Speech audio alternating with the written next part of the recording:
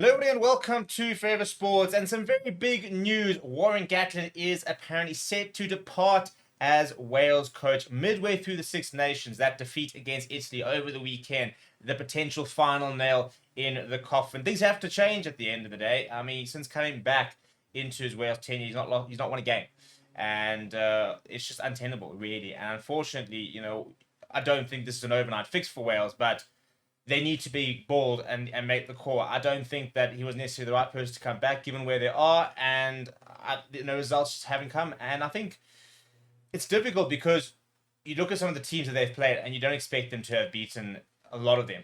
For example, like having to play at Circa twice last year, and the likes of that, going to Australia, even a developing Australia, for example. But they were just generally better. But unfortunately, the battle for this wooden spoon is always going to be a big thing for Wales, and that loss to Italy would have basically have been, well, that's it. What's very interesting now, obviously, is what happens next. Now, current interim Irish coach Simon Easterby is a leading candidate, as is South African coach Franco Smith, who's doing some brilliant work at the Glasgow Warriors and has done some good work for Italy. I think this could be a very, very interesting fit for him if he were to take the job. It's very much a long-term, take him to the next World Cup and hopefully beyond type of job that the Wales need. The question is, can they tie somebody like that down to do the job? Before we get into it, please do smash a like on the video. Please do subscribe to the channel as well. So Wales Rugby online understands that the decision has already been made, and we're expecting to see a formal announcement soon. He returned in late 22 after a pretty terrible time, and they had a 43-0 defeat, and I think are on a 15-game losing streak. And the problem is, regardless of whether he's the right man or the wrong man, or what the external situation is in terms of the wrong players and the squad and the quality available at Wales. This is a side that won the Six Nations within the last 4 years. They have. So how do you go from there to basically on a 15-game losing streak? And this kind of is the problem. And I think the main thing is that they've got to decide, can he do the job for us long term? And this for me is them saying no. Well, you know what, we need a fresh start. They have made a couple of more promising moves, have Wales Rugby, and they're very much trying to basically press the reset button. Lots of talk about how it's going to go sort of in the future. I do think their clubs, for example, have been very poor in the past, but I think have actually stepped up a little bit this season. Certainly, some of them are definitely playing above what we made sort of expected. If we go look at the URC table, for example, yes, Dragons are sitting at the bottom that are really poor, but you've got Ospreys who are in 12th, and then you've got Scarlets as well as Cardiff, both sitting in that top six. So they're good players if in that Welsh setup, and there's definitely talent coming through. They now need to decide what the plan is with them and who is the man to take them forward. And I do think what Franco Smith did with Italy, for example, I think he really started the path where Italy are now, which is definitely an improving side.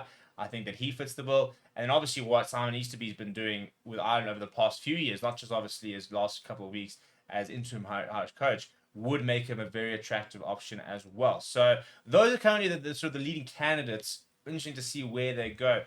Obviously, also there is an Australia job up for grabs with Joe Schmidt set to leave at the end of August. I mean, for example, does Joe Schmidt become a candidate for Wales if he's keen to go back into sort of that sort of setup and the likes of that? He said he wants to spend more time with his family. So, one media would say, well, maybe he doesn't want to be involved as an international head coach right now, but maybe that is an option. I mean, I think that if I'm Wales, I'll be throwing all the money I can at Joe Schmidt to say, come, please, help us get onto the track. But I do think Franco Smith would be a really nice option. It would be very good from a South African perspective to see our coaches being recognised and at the helm of an international team. I do think he'll improve Wales. And it's with such a young Wales side, I think that he's kind of got that vision, plays very nice rugby, very good people's person, and I think that he could be the right person to try and get things back. I'm very impressed with what I'm seeing from Simon Easterby. So I don't think either of those candidates, if they can manage to get one of them, would be a bad choice. Joe Schmidt very much an outside option. But if you have any other ideas, for example, let me know what you think. Warren Gatland, I think this is a very big moment in his career. Unfortunately, I don't think he should have ever come back. I think he was always going to tarnish his reputation, really. He had so many good years at Wales, took them to Grand Slams and the likes of that. But the return, and he even said, to be fair, when he came back, that had he known what he had known coming into the job, as he did in the first few months, he would have never have taken the position. So that was quite a damning assessment of where Wales were. But I think at the moment, very interested to see what he does, because his 2 year stint at the Chiefs was a bit of a disaster.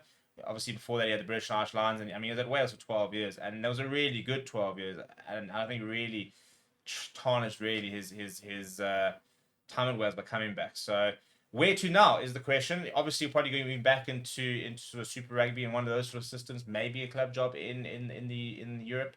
I mean, he's 61 years old, so I don't see him necessarily retiring, but could maybe have to take a while before he decides which project to get involved in, because I think a lot of people will be questioning whether he can still get results and get performances in the current rugby climate. But let me know what you think down in the comments below. Smash a like on the video, subscribe to the channel as well. Thank you very much for watching. My name is Steve. I'll chat to you soon.